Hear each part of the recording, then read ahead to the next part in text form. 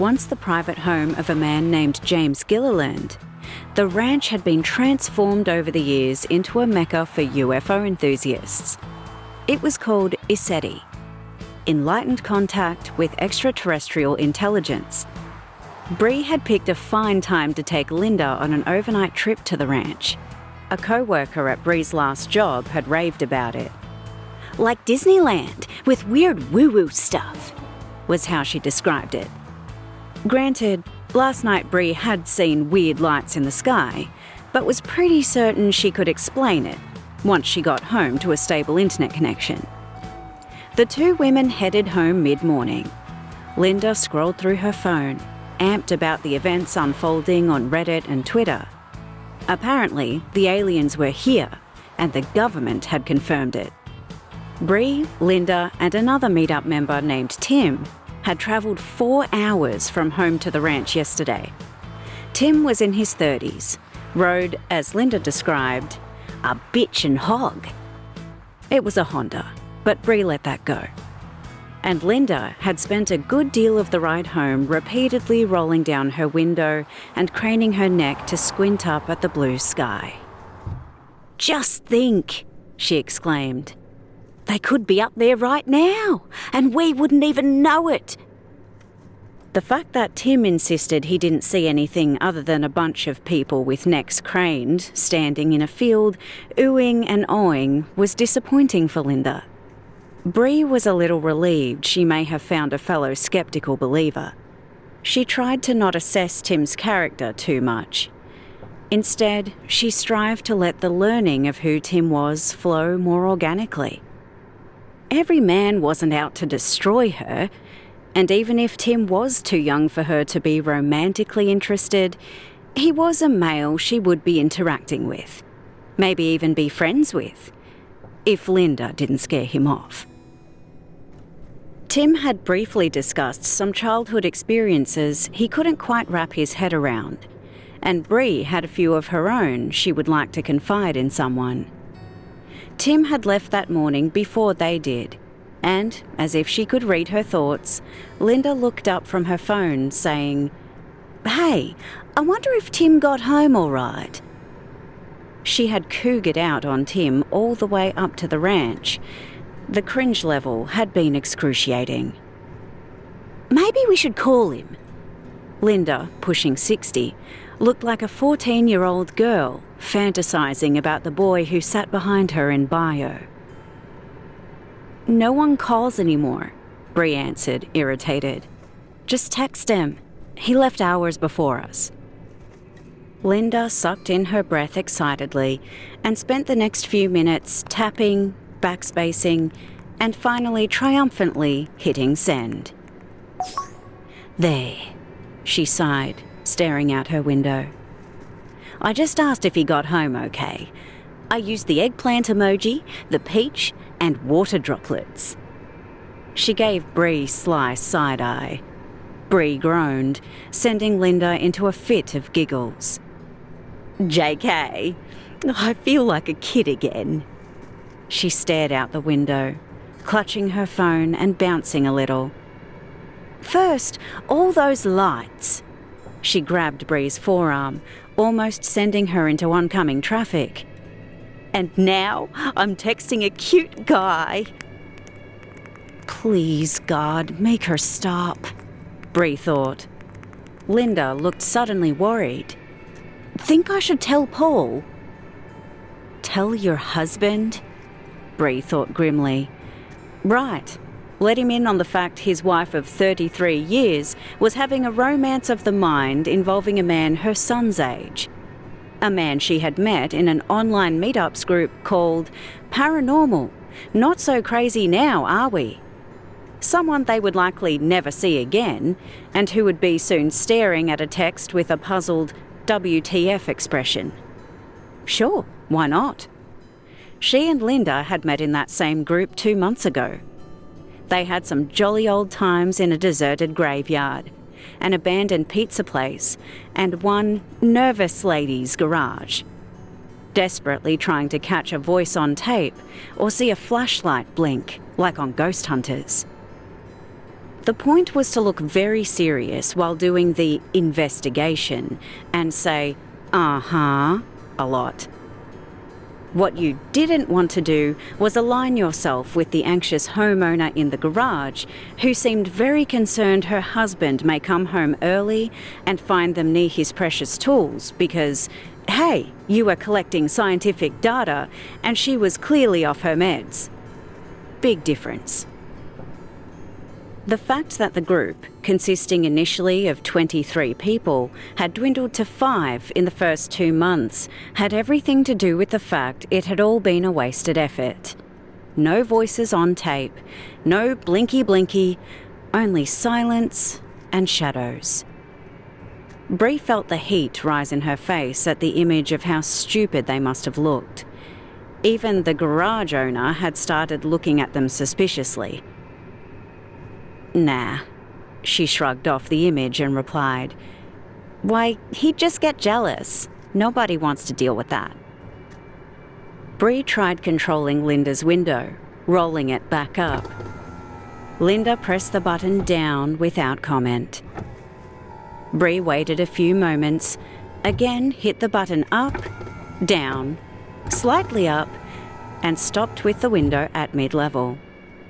Flummoxed, Linda began to fidget, snorting something under her breath.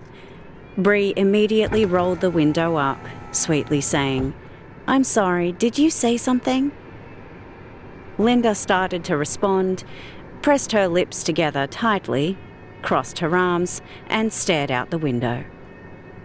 Once Bree noticed Linda had gone silent, she wondered if she was being too dismissive. The lights in the sky she had seen last night rested just below the surface of her mind and occasionally rose to the top, turning like a Rubik's Cube. How the hell did the guy who owned that place pull that off? No visible projections and no evidence of drones. Mass hypnosis, maybe. She was reaching on that one. She herself was easily hypnotized. At the tender age of 17, as a very naive college freshman, she had allowed herself to be put in a light trance by a 30-something crawler more interested in co-eds than classes. That unexpected lack of control had spooked her, and she avoided even the hypnotists working the county fair crowds, covering her ears if she walked by a performance.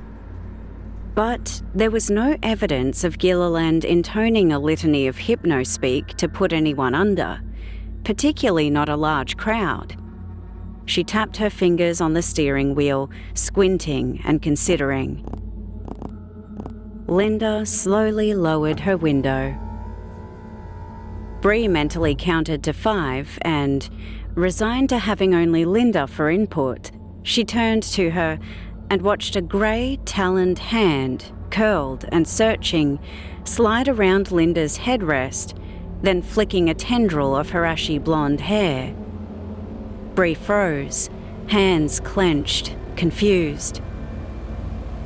The blare of a truck horn and Linda's shriek of, "Hey!" while grabbing the wheel and pulling it under Bree's grip woke her from her shock. A colossal semi whipped past them, so close it was amazing he didn't take off her side mirror. Bree braked hard and slowed, panting as she shakily steered the car off the road and into the dirt. Linda still had a hand controlling the steering wheel, and as they stopped, reached down and shifted into park. Bree was breathing hard, staring straight ahead. "Are you okay?" Linda asked worriedly. "No," thought Bree. "I am definitely not okay." "Yeah," she said, blowing out a shaky laugh. "I was just listening to you and I guess I wasn't paying attention." She could not look Linda in the face, knowing if that claw was still there, maybe waving at her or flipping her off, she would start shrieking and bolt out of the car and straight into traffic. It was 15 minutes later, and no reappearance of a claw. Bree had regained enough composure to look directly at Linda 3 times for almost a full minute. She was beginning to accept that she had imagined the whole claw thing. It was possible that what she had really seen was a tendril of Linda's hair, whipping around in the wind from that damn open window. All the alien talk at the ranch last night had set her up for who knows what crazy imaginings. She did a mental stretch and shook her head. After consuming an entire bottle of cool water and endless, "Are you sure you're okay to drive?" questions from Linda, Bree felt ready to pull back onto the road.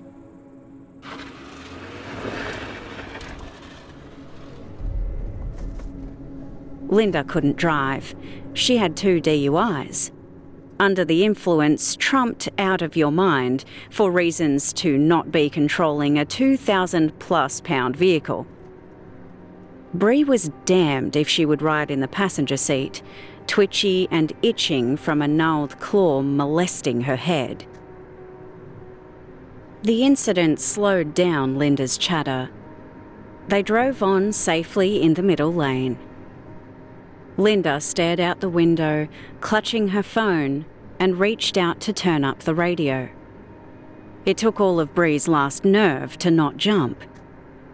Linda sang along with the Bee Gees, a serious channel for those who loved the 70s. Tragedy. When you lose control and you got no soul, it's tragedy. Linda's voice trailed off. She knew about 4 lines of every song so far. Bree mentally reduced the sound to a dull roar and tried to remember what mental health services her insurance offered. What was the co-pay for a full psych workup? What excuses would she have to come up with to get sick pay for weekly sessions? A possible full-blown hallucination was nothing to mess with. What the fuck had that been all about? She had mild anxiety before, as most people nowadays do, but not any episodes where she saw stuff.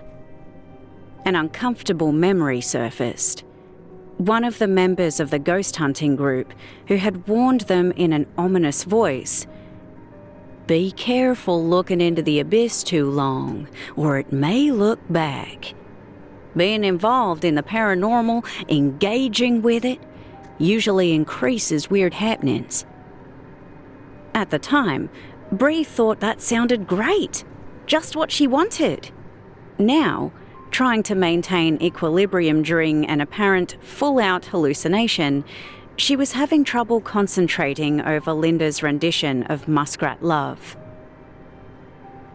Linda, whose idea of aliens centered more around mutilated cattle and vague descriptions of little green men, never seemed to grasp the concept of what changes contact could make to humanity. It was no wonder they had so much friction whenever they spent more than a few hours together. Bree dared a glance over at her, friend? Acquaintance? She sighed. Making any new friends at her age was damn near impossible. Bree concentrated on regulating her breath, staying in the moment, and not thinking about disembodied alien claws. What little traffic she saw on the highway home pulled ahead, and the road was empty behind them. She reached out to lower the radio volume before glancing into her rearview mirror.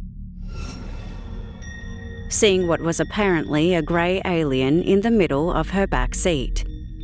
Its bulbous head moved slowly, side to side, in a figure-8 pattern. She jerked her eyes away, then back to the mirror. It met her gaze straight on. Big, black, glistening eyes, unafraid, pitch black, devoid of any discernible emotion or warmth. A strange clicking noise came out of its pursed mouth.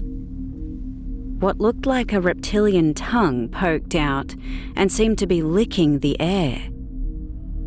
A 3-fingered hand raised, then pointed talons clicked as it seemed to wave, then leaned forward to reach for Bree.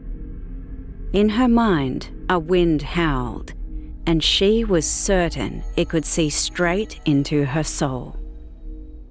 To her credit, she didn't scream or swerve.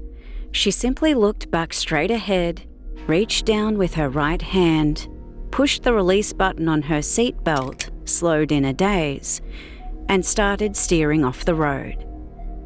Once they hit sand, she exited the vehicle, stuntwoman style.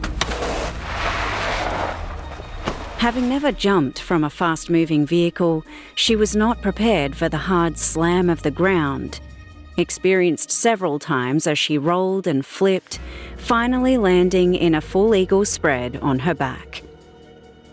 She lay there, with sand up her nose and dust settling in a cloud around her. Not much of an issue since she couldn't breathe. The car, her pride and joy, continued without her. It ran full tilt boogie into a small group of boulders. It came to a very abrupt stop. Its front end crumpled into the windshield, steam rising from the wreckage. Bree coughed, spitting sand, took a couple of slow, deep breaths, and shakily raised her head. Between her splayed feet, she could see beneath the car, less than 100 feet away, liquid streaming, then pooling onto the sand. She lowered her head, waiting for the boom of an exploding car, like in the movies. Nothing. The car engine sputtered, then went silent. It was quiet out here, with no traffic and only a soft breeze. Bree struggled up onto her elbows, still watching the car. No alien emerged. No Linda. She slowly sat up and began the painful process of standing, checking for broken bones and internal injuries, anticipating a wave of pain. She was on her feet, swaying, realizing while she hurt all over, there didn't seem to be any real damage. "Can't say the same for Linda," her mind remarked, mildly. The idea of hurting, maybe killing, her admittedly annoying but innocent companion was more than her brain could process. The decision to suddenly leave the roadway and her car had happened without conscious thought. It seemed like the best course of action at the time, given there was an alien in her back seat. She staggered towards the wreckage, bracing herself for the sight of blood and mangled human and alien body parts. Both front airbags had deployed, and she leaned in the open driver's side door, pushing the white fabric out of the way. Bree checked the back seat. Empty. Linda was slumped forward, unmoving. Bree reached across the driver's seat to touch her shoulder. "Linda?" No response. Louder. "Linda!" Silence.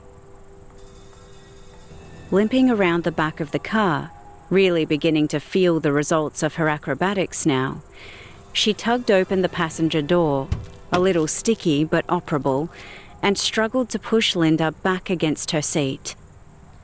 Linda's head lolled. Her eyes were closed, but began to flutter open. Blood trickled down the left side of her face. What's happening?" she moaned. She still clutched her cell phone in one hand, and Bree pulled it gently away. "There's been an accident. We need to call 911, she said, her voice sounding whispery and weak. Everything around her swam briefly as she straightened, squinting at the screen, lit up with Linda's last text to Tim and all those goddamn emojis. Eggplant, peach, water droplets. "Huh," her mind remarked. He hadn't responded. Bree glanced at the car, its front end embedded in unforgiving grey granite, and thought, what the fuck was a Hyundai made of anyway? Paper mache? She then turned to brace her butt against the side of the vehicle. The world tilted and she leaned over, taking deep breaths. Vomiting would just be the icing on this shit cake. Almost out of strength, her head pounding, she began punching the phone screen, trying to open the phone icon. Behind her, Linda continued to make sounds of distress, weakly punctuated with half questions. Linda ignored her. At least she wasn't dead. Still struggling to see the screen in the glaring sunlight, she held Linda's phone closer to her face and shielded it with one cupped hand. In the dirt beside her, a sickly grey, scaly foot materialised with 3 long, distinct toes. She shrieked, wildly flinging the phone into the air as she scrambled away, dropping to all fours, a nightmare becoming real as her mind tried to make her body move faster than humanly possible. Her scrabbling hands scooped sand. Her feet gained yards and then lost traction until she fell face first into hot sand. She was aware of Linda's voice, weakly crying out, then rising into a hysterical pitch of garbled syllables. A vice grabbed her right ankle, lifted it high, and began to pull her briskly backward, her face dragging a trough in the sand. She was dimly aware of seeing one of her brown moccasin shoes as she slid by it. Linda trilled in hysterical nonsense words, wailing, her voice getting closer. Bree's movement stopped suddenly, shirt bunched up to her collarbone, everything filled with suffocating sand. The vice dropped her leg and attached it to her shoulder, flipping her roughly onto her back. Eyes squeezed shut, fists and feet pulling up into a protective position, Bree babbled, "No, no, no." She was dimly aware of something large standing over her. She refused to look. Silence. As a shadow moved across the red and gold blooming behind her aching eyelids, she had to look at some point, had to see. The barest eye slit revealed a large head, the face blacked out by the sun's glare, tilting slowly. A tinkling sound, like gently shattering glass, breaking and reforming, flowed over her. It seemed to be a question. She panted, staring up, and then she saw all of it. Jagged, dark teeth lined the now elongated mouth, seeming to grin, with an owl's beak perched above. Bottomless, blacker-than-black eyes wrapped around the sides of its head. Its eyes would shutter almost closed, then blink rapidly open. There were no ears, but 2 protrusions jutted out on the forehead. The bulbous head tilted again, and Bree could make out more of the face, tried to squeeze her eyes into blissful ignorance again, and found she could not. Instead, her eyes opened wider, her limbs loosened, and she starfished while the being studied her. The mouth sucked in and out, giving glimpses of pointed teeth and grey tongue. Saliva dripped in a long, wet string, stretching and finally plopping onto Bree's exposed chest. The tinkling sound had ceased and was replaced with an eerie, high-pitched screech, demanding something. She was dimly aware of a wet warmth pooling under her butt, and the being jerked its head down, seeming to sniff first her face, so close, then angled down to her legs. It straightened, leaving Bree on the hot dirt, tears streaming from her eyes. As it returned to the car, long, spindly limbs moved unnaturally. The feet seemed to step on top of the sand without sinking. Faintly, Linda's voice whispered, "We are safe. We are quiet." Bree was able to shut her eyes again, as well as move her fingers, but stayed still and silent. She couldn't help anyone now. There was a sudden release of all fear and care as warmth spread throughout her body. She relaxed. Everything was fine.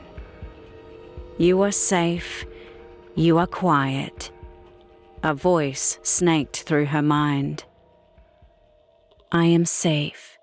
I am quiet, she repeated silently and smiled. After an eternity of silence, Bree struggled to her feet for the second time that afternoon, standing alone and looking blearily around for the lost moccasin. She saw it a good 50 feet away and trudged to pick it up, tugging down her shirt, her body aching, her mind so empty, so clean.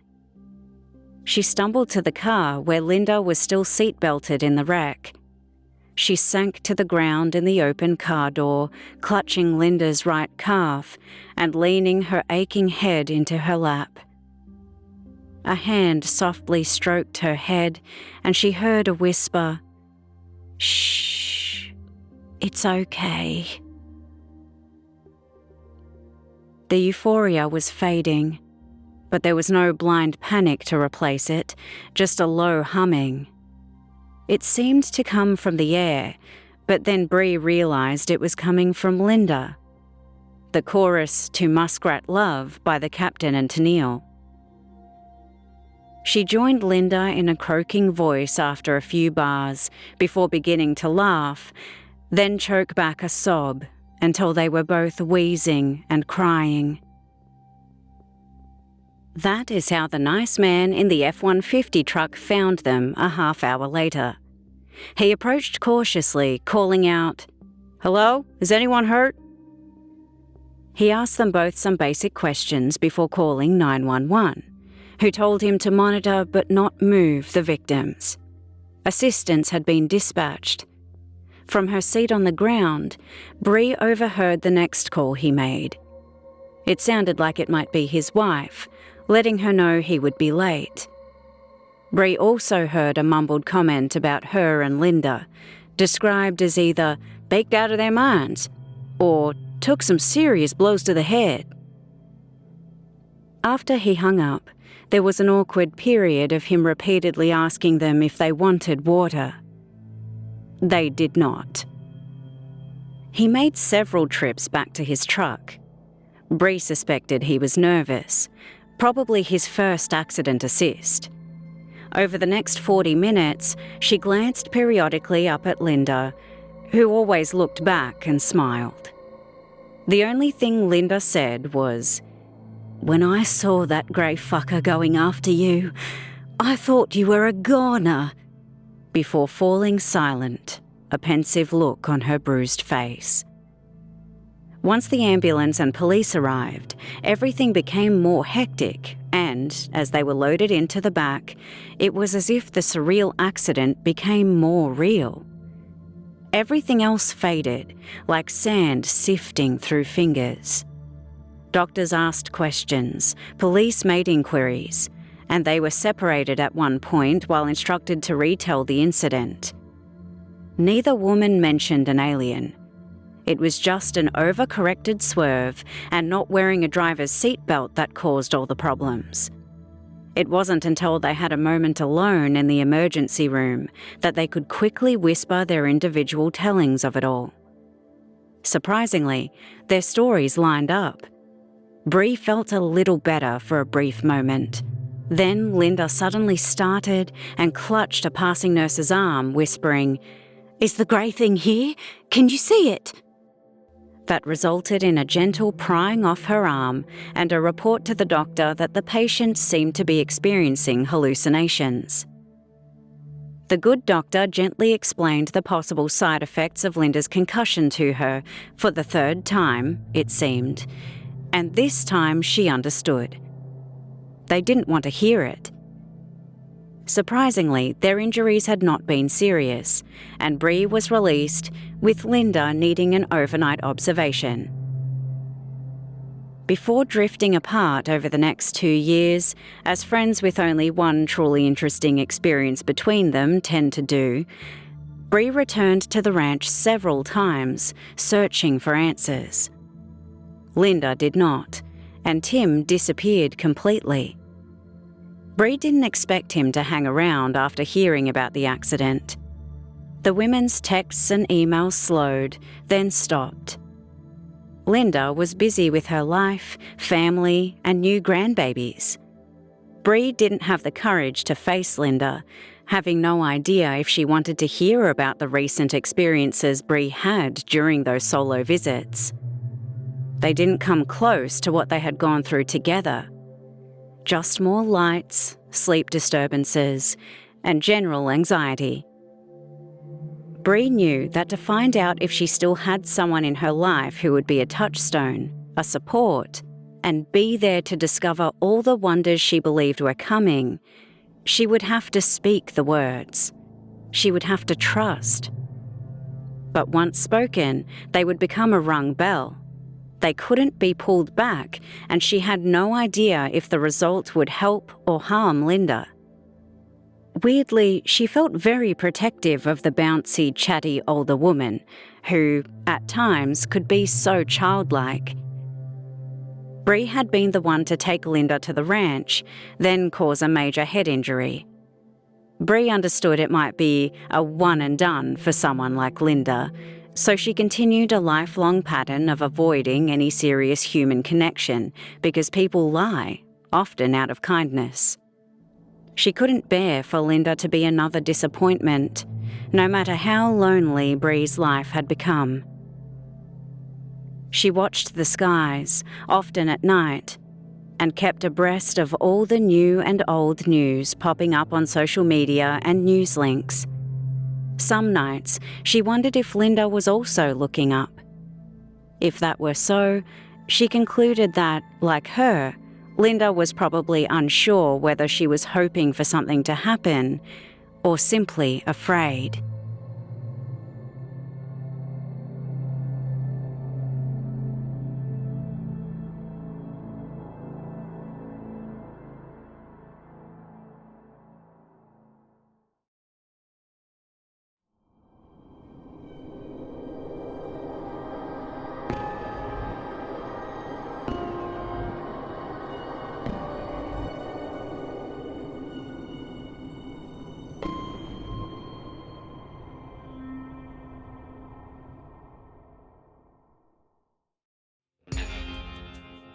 Hello everyone, happy spooky season, and thanks for listening through to the end.